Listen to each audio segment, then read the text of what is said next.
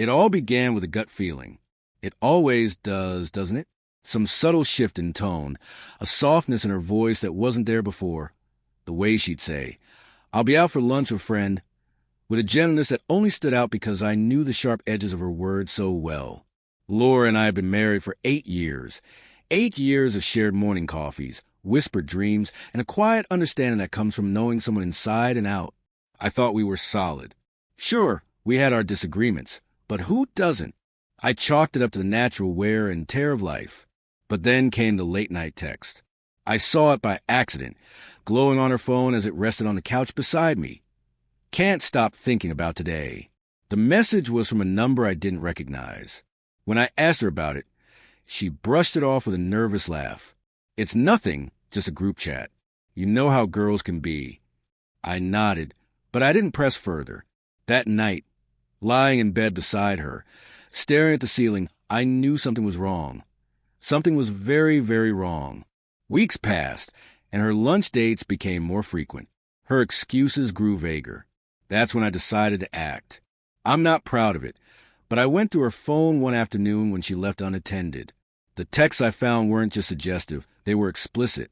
Her friend was someone named Eric, and judging by their exchanges, their lunches were far more than casual meetups. My stomach ached as I read their messages, a mix of nausea and anger washing over me, followed by a crushing wave of humiliation. My wife, my Laura, was having an affair, and it wasn't just a fling. Their messages dripped with emotional intimacy, the kind of connection I thought was still ours. For a week, I carried the knowledge in silence, trying to figure out what to do. Should I confront her? Pack my bags and leave? Beg her to explain? In the end, I did none of those things. Instead, I did something I'd never done before. I plotted. Carefully. Methodically. I planned. It started with research. A few social media rabbit holes later, I discovered Eric was a colleague of hers, a sales rep she collaborated with on a project. He was married, too. I found his wife, Christine, on Facebook, a petite brunette with kind eyes and 2 young kids. My heart broke for her, but my sympathy didn't stop me from moving forward. The plan came together quickly. First, I hired a private investigator, a grizzled man named Frank with a face like a bulldog and a no-nonsense attitude. Frank's photos confirmed everything. Laura and Eric leaving a hotel together, their arms brushing, their faces lit up with laughter. He even captured a shot of them kissing in her car. Proof. Hard, undeniable proof. Next, I reached out Christine. My message was simple. "Hi, Christine. This is going to be hard to hear, but I believe your husband Eric is having an affair with my wife, Laura. I've attached photos. I'm sorry to be the one to tell you this." Her response came an hour later. "Thank you for telling me." The ball was rolling now, and I was no longer in control of where it would stop. But I had one last card to play. I wanted Laura to see the damage her betrayal had caused, to feel the weight of her choices. So I invited her to lunch. "Let's have a date," I said, forcing a smile. "Just the 2 of us. We haven't done that in a while." She seemed relieved, almost eager. Maybe she thought my sudden attentiveness meant I suspected nothing. Little did she know, it was the calm before the storm. The day of the lunch arrived. I set the table meticulously, a crisp white tablecloth, our finest silverware, and 2 glasses of wine. On the surface, it looked like an attempt to rekindle romance. In reality, it was a stage. And the centerpiece wasn't flowers, but a manila envelope filled with every damning piece of evidence Frank had gathered.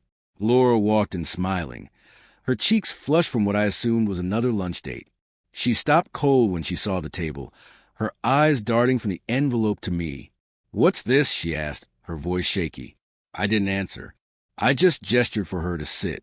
Reluctantly, she did, her smile fading as she opened the envelope. Her jaw tightened as she sifted through the photos and printouts of text messages. "I can explain," she stammered, but her voice lacked conviction. "Explain what?"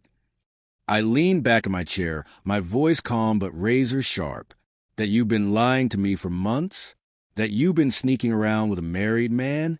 That you've been treating our marriage like it's disposable?" Tears welled in her eyes. "It's not like that," she whispered. "Then what is it like, Laura?"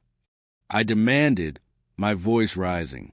Because from where I'm sitting, it looks like you've been having your cake and eating it too. She broke down, sobbing, mumbling apologies that meant nothing. I let her cry, let her wallow in the mess she created. When she finally looked up at me, her face streaked with tears, I dropped the next bombshell. "I've spoken, Christine," I said. Her eyes widened in horror. "You what?" "She knows everything," I continued. "Just like I do. You destroyed not one but two families, Laura. Congratulations." At that moment, there was a knock at the door. Laura's head whipped around, her expression a mix of fear and confusion. I stood and opened it to reveal Christine. She stepped inside, her face calm but her eyes blazing with anger, and behind her stood Eric. Laura's face went pale. "What is this?" she whispered. "This," I said, "is closure." The confrontation that followed was ugly. Christine unleashed years of pent-up frustration on Eric, who stood there stammering like a fool. Laura tried to intervene, but Christine turned on her with the ferocity of a lioness. "Don't you dare try to justify this," she snarled. "You're selfish, deceitful." The words she used weren't fit for polite company. Eric finally tried to defend himself, spouting some nonsense about feeling unappreciated at home. Unappreciated? I laughed bitterly. "You've got two beautiful kids and a wife who'd move heaven and earth for you, and this is how you repay her?" By the end of it, everyone's emotions were frayed. Laura and Eric looked like broken shells of the people they were when they walked in. Christine and I exchanged a look, a silent acknowledgement that we had both emerged stronger.